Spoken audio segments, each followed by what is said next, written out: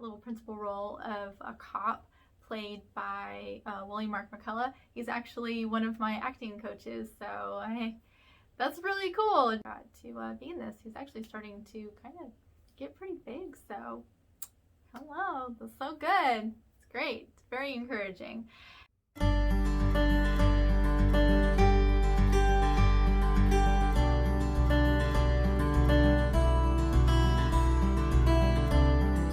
Hillbilly Elegy is a movie directed by Ron Howard, my love, and it is based on the book of the same name.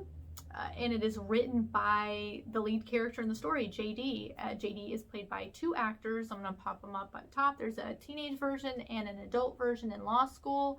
And I recognize the adult version from a couple of things, not the teenage one, though he was very good in this. It also stars Glenn Close as his grandmother and Amy Adams as his mother. The movie is about a family who lives in like the Appalachian area in Kentucky. So part of the time this kid during the summertime lives in Kentucky, and during the rest of the year he lives in Ohio, but you know, same problems, different geography.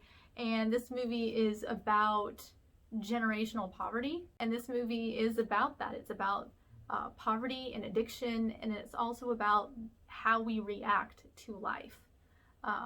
The grandmother, who's played brilliantly by Glenn Close and looks just like his real grandmother. I mean, these people look really crazy in the movie, and you're like, okay, are they making fun of people? Is this a comedy? This is not a comedy. It is a pretty hard-hitting drama that hits on some pretty heavy things, but it never gets to a point where it's really disturbing. There are other movies about drug use that get way more disturbing. And more movies about poverty that get way more disturbing. This is something that ostensibly a lot of people, you know, teenagers and up, I think, you know, this could be like PG-13-ish, that basically teenagers and up could watch with their entire family. You can watch with your grandparents. It's not going to be something that's going to get so weird and dark that you're going to have to turn it off. I mean, this is not Requiem for a Dream. That movie makes you want to like go into a corner after and like rock back and forth like, it's gonna be okay, it's gonna be okay. Just puts you into a space you don't want to be, but it's a fantastic movie and I would still recommend watching it. But yeah, you can't be in a certain kind of mood and you have to watch something happy after to cleanse the palate. But this one isn't like that, and I think that I saw that a lot of the critics actually did not like that. Didn't like the fact that, oh, they didn't go enough into the mother's background. I will agree with that. I would have liked to know a little bit more about her. We get basically one flashback to what her life was like growing up, and to maybe, you know, explain why she is the way she is and has the problems that she has. But that's it, and it's really not enough to make you kind of like her character as well as Amy Adams plays her. I mean, if she gets nominated for this, and I think this is definitely going to get some actor nominations, this will be the 7th time she's been nominated for an Oscar. It would be supporting actress in this case, like most of her other Oscars have been, and I'm going to have to see the rest of the nominees, but she's absolutely terrific in this, absolutely amazing. It is not an easy role to play. It is not a glamorous role, certainly, and she plays it so well. As do all the actors in this. Mark is great. The teenage version of JD is great. The adult version of JD is great. Frida Pinto's good, but underutilized in my opinion. I'm really interested in reading the book after watching this. Like a lot of movies, it's almost like a taster. You're not going to get everything from a movie that you're going to get from a book. You're not going to get the description, the detail. But this, I really, really enjoyed it, and it makes me want to read the book, and it makes me want to know more about the backgrounds of these different characters and his family. It's really interesting to me, and I love stories about the triumph of the human spirit. A lot of critics criticize the fact that it didn't basically get political enough. That's what one of the critics from Rotten Tomatoes said, that, you know, it was published during the Trump era or right before the Trump era, so it should be more political. I'm like, it's a memoir based on his life. So I don't know if the book gets more political, so maybe they should have included it. I have no idea. I can't compare it. I can just go by what I've seen. They also said that it was didn't go far enough into generational poverty and what that's like.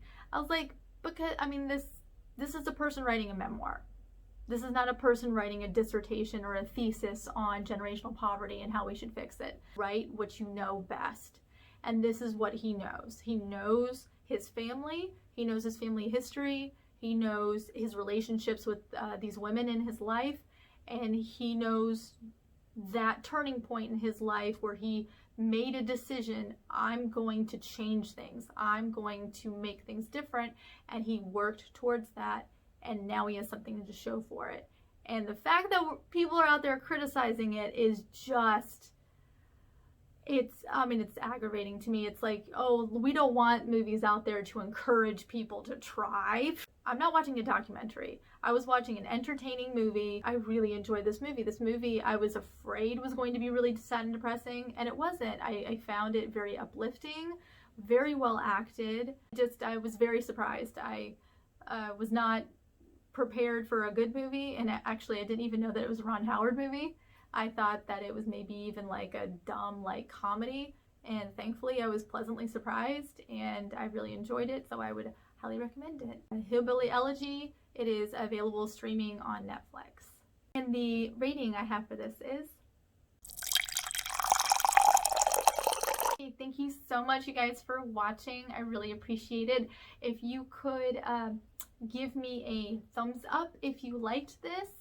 If you are interested in movie reviews, I also do acting videos like demo reels and clips from stuff that I do, as well as like skits and shorts and stuff like that.